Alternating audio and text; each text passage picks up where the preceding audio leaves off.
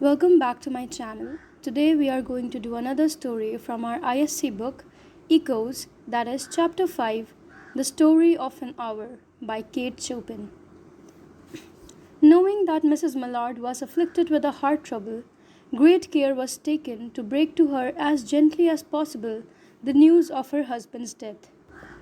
It was her sister Josephine who told her, in broken sentences, veiled hints that revealed in half concealing. Her husband's friend Richards was there too, near her. It was he who had been in the newspaper office when intelligence of the railroad disaster was received, with Brentley Mallard's name leading the list of killed. He had only taken the time to assure himself of its truth by a second telegram and had hastened to forestall any less careful, less tender friend in bearing the sad message. She did not hear the story as many women have heard the same, with a paralyzed inability to accept its significance. She wept at once with sudden, wild abandonment in her sister's arms. When the storm of grief had spent itself, she went away to her room alone. She would have no one to follow her. There stood, facing the open window, a comfortable, roomy armchair. Into this she sank, pressed down by a physical exhaustion that haunted her body and seemed to reach into her soul. She could see in the open square before her house the tops of trees that were all aquiver with the new spring life. The delicious breath of rain was in the air.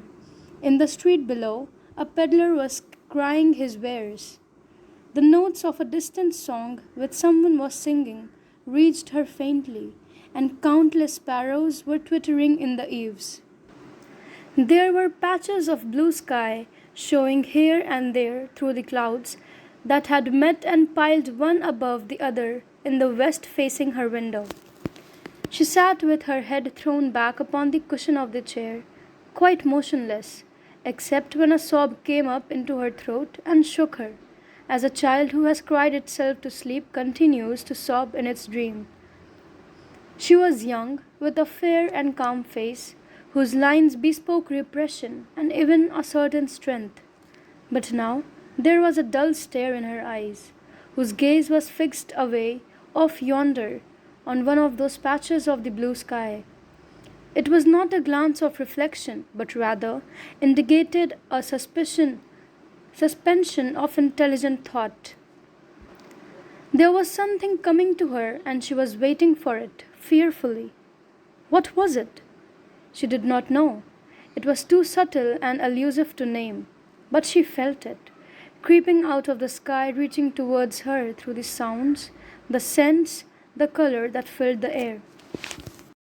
Now her bosom rose and fell tumultuously. She was beginning to recognize this thing that was approaching to possess her, and she was striving to beat it back with her will, as powerless as her two white slender hands would have been. When she abandoned herself, a little whispered word escaped her slightly parted lips. She said it over and over under her breath. Free, free, free. The vacant stare and the look of terror that had followed it went from her eyes. They stayed keen and bright. Her pulses beat fast, and the coursing blood warmed and relaxed every inch of her body. She did not stop to ask if it were or were not a monstrous joy that held her. A clear and exalted perception enabled her to dismiss the suggestion as trivial. She knew that she would weep again when she saw the kind, tender hands folded of death, the face that had never looked save with love upon her, fixed and grey and dead. But she saw beyond the bitter moment a long procession of years to come that would belong to her absolutely. And she opened and spread her arms out to them in welcome. There would be no one to live for her during those coming years. She would live for herself. There would be no powerful will bending hers in that blind persistence with which men and women believe they have a right to impose a private will upon a fellow creature. A kind intention or a cruel intention made the act seem no less a crime as she looked upon it in that brief moment of illumination. And yet she had loved him, sometimes. Often she had not. What did it matter? What could love, the unsolved mystery, count for in the face of this possession of self assertion which she suddenly recognized as the strongest impulse of her being? Free, body and soul free, she kept whispering. Josephine was kneeling before the closed door and her lips to the keyhole, imploring for admission. Louise, open the door, I beg, open the door. You will make yourself ill. What are you doing, Louise? For heaven's sake, open the door. Go away. I am not making myself ill. No, she was drinking in a very elixir of life through that open window. Her fancy was running riot along those days ahead of her. Spring days and summer days, and all sort of days that would be her own. She breathed a quick prayer that life might be long. It was only yesterday she had thought with a shudder that life might be long. She arose at length and opened the door to her sister's importunities. There was a feverish triumph in her eyes, and she carried herself unwittingly like a goddess of victory. She clasped her sister's waist, and together they descended the stairs. Richard stood waiting for them at the bottom. Someone was opening the front door with a latchkey.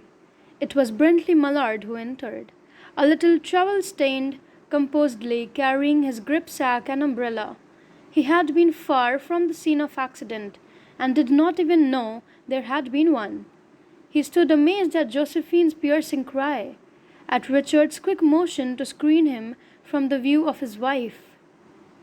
But Richard's was too late. When the doctors came, they said she had died of heart disease, of joy that kills.